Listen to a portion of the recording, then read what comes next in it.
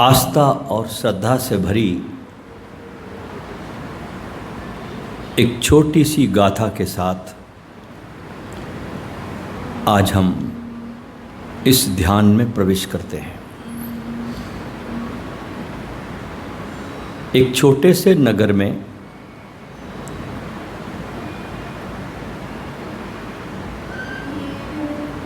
एक दिन एक छोटी सी बालिका ने, उसकी मुश्किल से उम्र होगी 5-6 साल की। जैसे बच्चे बचपन में गुल्लक में अपने पैसे जमा करते हैं, ऐसे उसके पास भी गुल्लक थी। और एक दिन उस बच्ची ने उस गुल्लक को फोड़ा और उसके सारे पैसे निकालकर अपने जेब में रखकर वो एक केमिस्ट की दुकान पर चल पड़ी। छोटी बच्ची थी, सीढ़ियाँ चढ़ी, दुकान की ऊपर गई। बहुत छोटी थी तो किसी को दिखाई नहीं पड़ती थी और दुकान पे भीड़ बहुत थी। वो कुछ कहने लगी, किसी ने ध्यान नहीं दिया, क्योंकि उस समय दुकानदार के पास उसका कोई मित्र विदेश से आया था कोई, उसके खातिरदारी में दुकानदार व्यस्त था। जब बच्ची ने देखा कि मेरी कोई सुन नहीं रहा, उसने जेब से एक सिक्का निकाला और काउंटर पे फेंका।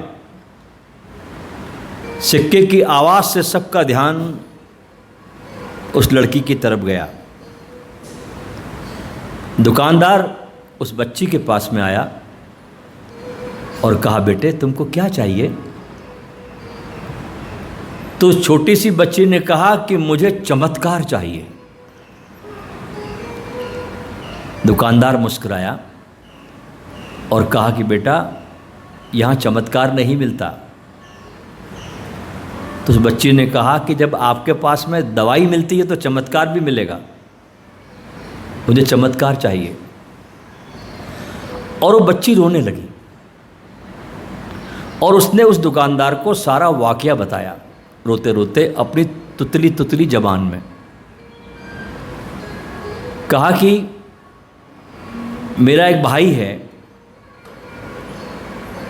और उसको ब्रेन में ट्यूमर हो गया है। एक दिन मैंने सुना कि मेरे पिताजी रोते हुए मेरी माँ से कह रहे हैं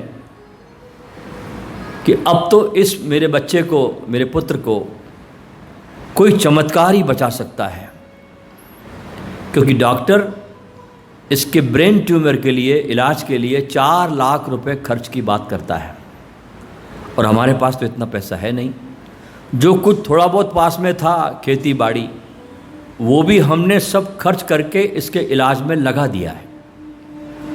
अब हमारे पास तो कुछ भी नहीं है, कोई चमत्कार ही इसको, बच्चे को बचा सकता है। ये उस छोटी सी बच्ची ने सुना और गुल्लक को तोड़कर सारे पैसे जेब में रखकर वो चमत्कार को खरीदने गई। ये सब बातें जब चल रही थी इस बच्ची के मुख से, दुकानदार सुन रहा था। तो उस दुकानदार का जो दोस्त विदेश से आया था, वो उठकर बच्ची के पास में आया और कहा कि बेटा तू कितने में चमत्कार खरीदना चाहती है? तो उस लड़की ने अपने जेब में से सारे सिक्के निकालकर काउंटर पर रख दिए। बोले ये मेरे पास पैसे हैं। गिने तो 21 रुपये 50 पैसे निकले। उस व्यक्ति ने, जो विदेश से आया था, उसने कहा बेटा तुम एक काम करो, मुझको अपने भाई के पास ले चलो और तुमको चमत्कार मैंने दे दिया। और जो व्यक्ति था वो अमेरिका में एक मशहूर न्यूरोसर्जन था, जो अपनी छुट्टियां बिताने अपने दोस्त के यहाँ उस नगर में आया था। बोले चलो मुझे लेके चलो। और उस डॉक्टर ने उसके भाई का इलाज 21 रुपये 50 पैसे में किया। सही नीयत हो, आस्था गहरी हो तो चमत्कार होते और मिलते देर नहीं होती। नीयत साफ हो भीतर तुम्हारी तो ये जगत पूरा मिरेकल से, चमत्कारों से भरा है। बच्ची सरल हृदय लेकर, साफ नीयत लेकर, परम श्रद्धा से भर के चमत्कार को खरीदने गई थी और परमात्मा ने उस पर चमत्कारों की बरसात कर दी। उसका भाई ठीक हो गया। ऐसे चमत्कार सदा होते रहते हैं। हम अनेक किस्सों को सुनते हैं, कभी कभी हमारे भी जीवन में ऐसे चमत्कार होते हैं। ऐसा ही एक चमत्कार बहुत पहले सूफी फकीर जब्बार के जीवन में भी आया। बहुत मशहूर संत हुआ सूफी फकीर जब्बार। खेत में एक दिन काम कर रहे थे, सरल हृदय था, गांव का आदमी था। गांव के व्यक्ति को और सरल हृदय को परमात्मा से जुड़ते रंच मात्र भी देर नहीं लगती।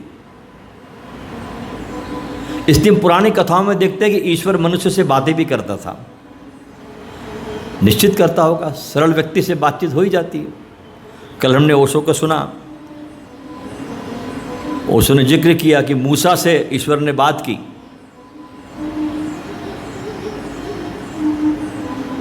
तो एक दिन जब्बार अपने खेत में काम कर रहे थे और परमात्मा का चमत्कार उन पर हुआ और अचानक उनके मुख से कुछ अनर्गल वाणी निकलना शुरू हुआ,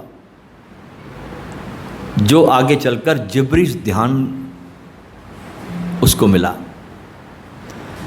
अनेक लोगों ने इस ध्यान को किया, जिब्रीश को। ओशो ने इसमें थोड़ा और इसको प्यूरिफाई किया और इसको जोड़ा, जिसे नो माइंड के नाम से विकसित किया इस ध्यान को। पहले सिर्फ अनर्गल इसमें बाहर निकालना होता था, लेकिन ओशो ने इसके साथ जोड़ा कि तुम चीख भी सकते हो, चित्कार भी कर सकते हो, हंस भी सकते हो और रो भी सकते हो। ये जोड़ा गया जिब्रीश में। मनोभावों के आवेग को ओशो ने इसके साथ जोड़ा इस ध्यान के प्रयोग में, जिब्रीश ध्यान में। जिब्रीश ध्यान आज के मनुष्य पर बहुत मौजू बैठता है। भीतर का जो जितना अनर्गल है, जो कचरा कूड़ा करकट्टा इकट्ठा है, वो सब निकलकर बाहर जब आप फेंक देते हैं तो भीतर एक ऐसी अपरिसीम शांति का जन्म होता है कि जैसे कोई तूफान चला गया। बहुत ज़ोरदार तूफान था, वो आया और चला गया। तो तूफान के जाने के बाद जैसी शांति आपको महसूस होती है, ऐसी शांति आपको अपने भीतर महसूस होगी इस ध्यान में। और इसको करते रहने के फ़ायदा ये है कि जो भी कूड़ा करकट आपके भीतर इकट्ठा है, उसको आप जब बाहर फेंक देते हैं तो आप बहुत शांत महसूस करते हैं। लोगों से अच्छे से आप जुड़ सकते हो, क्योंकि आपके भीतर कोई कचरा नहीं है। आप बहुत सरल हृदय हो गए, शांत हो गए। एक कला का जन्म होता है आपके भीतर। तो इस ध्यान को आज हम करेंगे, जिसे हम जिब्रीश के नाम से जानते हैं, नो माइंड के नाम से जानते हैं। इसके 2 चरण होंगे। एक, पहले चरण में आपको अनर्गल बकना है। अगर आप हिंदुस्तानी हैं तो चाइनीज भाषा में बके, कोई भी भाषा में, जो भी भाषा आपको मौजू बैठती है, कुछ भी आपके भीतर आता है, कुछ भी, तो उसे आप बाहर निकालें और अपनी बकबक को बाहर निकाल कर फेंक दें पहले चरण में। और दूसरे चरण में आपको कुछ नहीं करना है, बस इस मोमेंट में, इस समय में आपको अपने को उपलब्ध कर देना है। बस परमात्मा की वंदना 24 घंटे प्रतिपल चल रही है। वंदना के इन स्वरों में एक आप अपनी उपस्थिति का स्वर को जोड़ देना, ये ध्यान है। ध्यान क्या है? ध्यान है वर्तमान में अपनी उपस्थिति को जोड़ देना कि मैं मौजूद हूँ, मैं इस समय तैयार हूँ। जब तुम इस प्रकार के जीवन को जीने लगते हो, प्रतिपल मौजूद, उपलब्ध, अवेलेबल, तो परमात्मा तुम्हारे भीतर आते देर कितनी लगेगी, क्योंकि तुम मौजूद हो। अभी आता क्यों नहीं कि तुम मौजूद ही नहीं हो, तुम कहीं और हो, तुम सदा ही कहीं और हो। बहुत मुश्किल से 24 घंटे में कुछ पल ऐसे आते होंगे जब तुम तुम्हारे पास हो, वरना तुम सदा कहीं और हो। और जब सदा कहीं और है, घर का मालिक घर में नहीं है, तो वो आगंतुक भी कैसे आएगा। तो जब मालिक घर में आ जाता है, अवेलेबल होता है, तो परमात्मा के भीतर प्रवेश करते जरा भी देर लगती नहीं।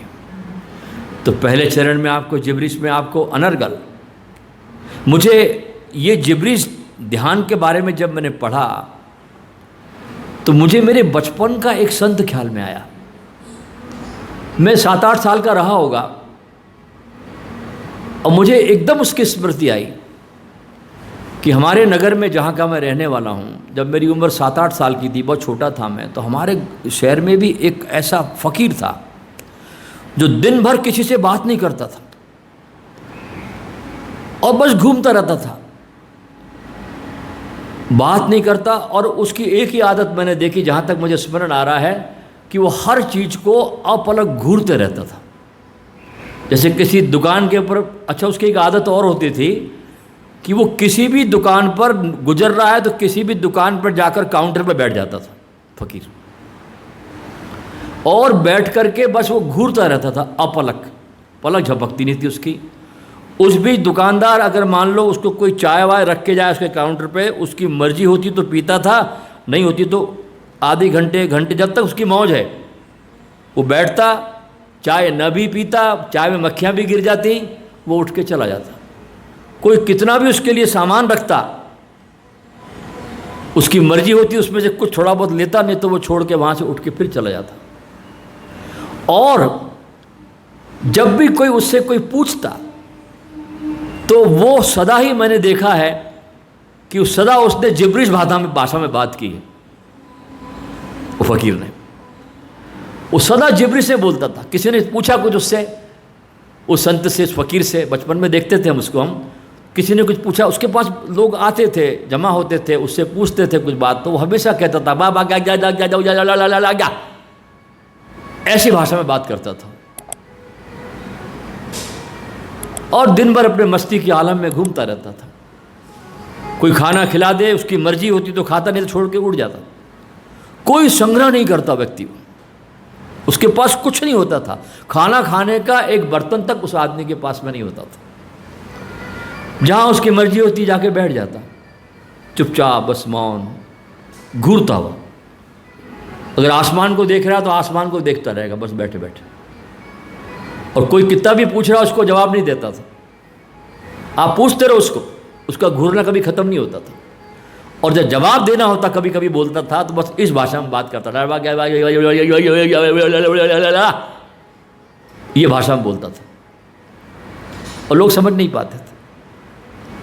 अब मुझे समझ में आया कि वो जिब्रिश का ध्यान था जो वो करता था, जब हमने जिब्रिश के बारे में पढ़ा। तो ये बहुत पुराना ध्यान है, संत जब्बार ने इसे विकसित किया और ये काफ़ी सूफियों में बड़ा प्रसिद्ध हुआ।